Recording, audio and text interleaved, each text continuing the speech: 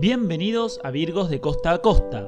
Este 12 de noviembre se cumplen 2 años de la muerte de Stan Lee, padre de Marvel Comics. Seguramente pocas personas no sepan hoy en día quién es Stan, conocido por el gran público desde los cómics hasta sus participaciones en las adaptaciones cinematográficas de la famosa editorial. Lamentablemente, en el 2018, la chispa de Stan dejó de brillar a la edad de 95 años y toda la comunidad cultural lloró la pérdida de la enorme figura que tristemente falleció antes de poder ver la película definitiva del UCM, Avengers Endgame. El escritor y dibujante ayudó a crear algunos de los muchos personajes que hoy en día son tan conocidos, como los Vengadores, los Cuatro Fantásticos, los X-Men y a su favorito Spiderman. Su legado vivirá no solo en el universo Marvel y el corazón de sus fans, sino también trascendiendo a la cultura popular. En esta época de conmemoración, decidimos en el canal compartir uno de sus momentos más emotivos, una entrevista hecha en Tokio, donde cuenta la curiosa anécdota de cómo se le ocurrió la creación del Hombre Araña y su hermoso mensaje para todos aquellos soñadores que aspiran a llegar más alto. Que lo disfruten. I was told to say an anecdote. Anecdotes are easy. So I thought to myself, what kind of anecdote can I tell these people who really have more important things to do?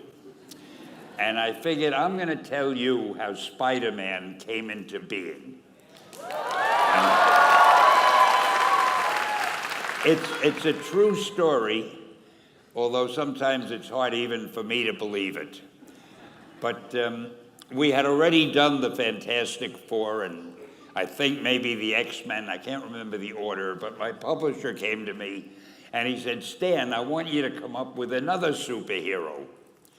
So I said, okay, and I went home, and when my publisher said do something, I'd better do it because I wanted to keep my job.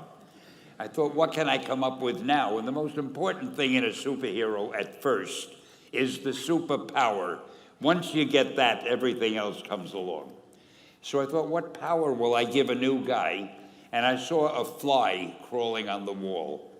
And I said, hey, if I could get a superhero that could stick to walls and crawl on them, man, that would be cool. And I thought that was good. Now I needed a name.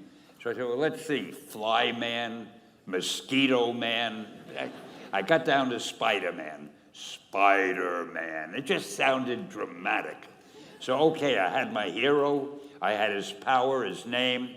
And then I figured, just for fun, I'm going to give him personal problems, because except for you people who are that your lives are perfect, but most other people have personal problems. And then I thought I'd make him a teenager, because there were no teenage superheroes that I knew of at the time. So armed with all that wonderful material, those great ideas, I ran into my publisher's office and I told him, this was my reaction, the reaction he gave me. Stan, that is the worst idea I have ever heard. First of all, and he started to give me his, because he's a very logical man, very intellectual. First of all, people hate spiders, so you can't call a hero Spider-Man. You want him to be a teenager? Teenagers can only be sidekicks. And you want him to have personal problems. Stan, don't you know what a superhero is? They don't have personal problems. Well, I left the office disappointed, but obviously a much wiser man. And I couldn't get Spider-Man out of my system. So we were about to kill a magazine. I think it was called Amazing Fantasy. It wasn't selling well, and we were sending the last issue to press. When you do the last issue of a magazine, nobody cares what you put in it because the book is dying. Just to get it out of my system, I put Spider-Man in Amazing Fantasy, feature him on the cover, forgot about it. A month later, all the sales figures came in. My publisher came racing into my office. Stan, you remember that character we both loved so much, Spider-Man? He said, let's do him as a series. Now, why am I telling you this? besides the fact that I have to kill a little time.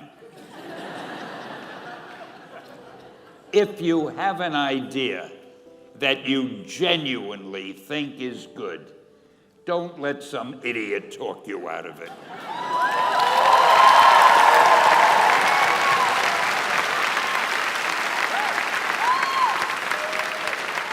Now, that doesn't mean that every wild notion you come up with is going to be genius, but if there is something that you feel is good, something you want to do, something that means something to you, try to do it.